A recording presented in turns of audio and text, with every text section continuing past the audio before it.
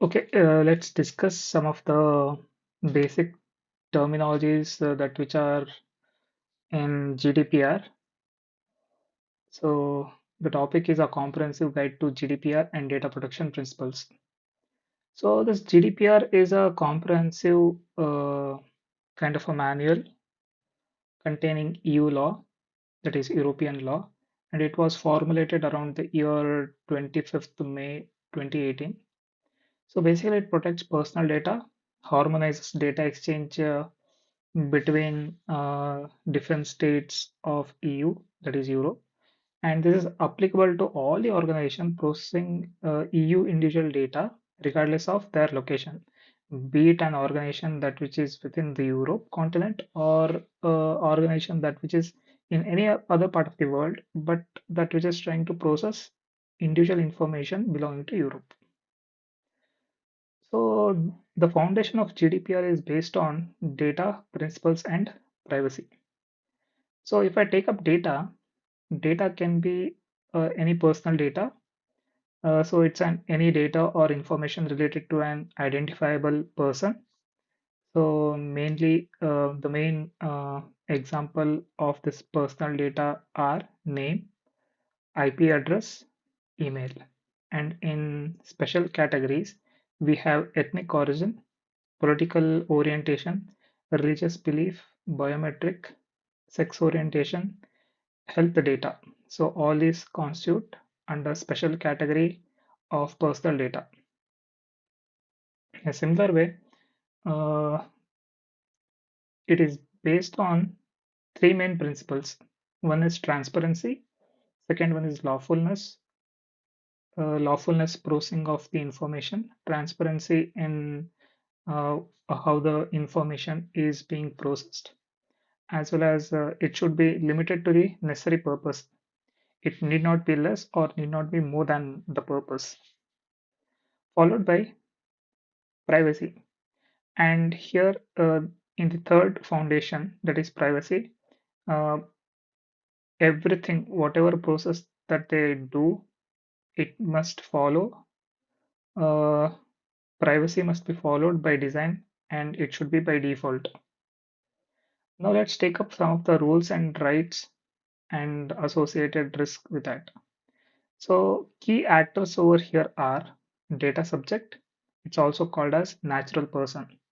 So here we can think of it as a consumer or a customer kind of a thing. So the lawful terminology that which we use in order to indicate that is data subject, followed by controller.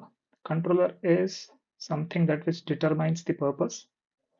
Processor is something, a body that which acts on instructions, and the other two key actors are recipient, that's the body that which receives the data, and supervisory authorities that which monitors the legal compliance. So now let's see some of the key aspects of data harmonization. So let's see, because here GDPR is something that which promotes, harmonizes data exchange. Let's see what is this harmonization. Harmonization, so it is consistent protection. It provides consistent protection across EU. So it does that by removing obstacles to data flow. Because of harmonization, transmitting personal data within Europe and the European Economy Area (EEA) is generally unproblematic. Market location, principal, targeting, extraterritorial rule. If your business targets, offers goods, services to the people in Europe, you have to follow EU data protection rules, even if your company is based somewhere else in the world. So now let's try to see these key actors in detail. Let's try to go through that.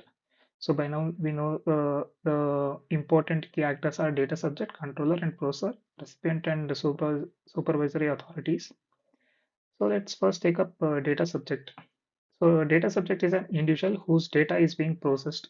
So here it can be employee data, it can be a customer data, or something like that. So example, customers or employees. Second, controller. It's an entity that decides how data is used and why data is used. So example for that can be your employer, that's the owner of the company, or can be a retail company. So that's the controller. Processor. Processor is entity processing the data for a controller. So here it can be like a cloud hosting service that which stores the personal data, or a software application that which in turn processes the entire data that which is hosted in the cloud. The other example is payroll services. Essential data subject rights include access, rectify, erase, port their personal data at will. Severe penalties for non-compliance up to 20 million euro or 2% of their global turnover can be put on the company that which is non-compliant. So out of these two, 20% million or 2% of global turnover, whichever is greater, will be imposed as penalty on that non-compliant organization.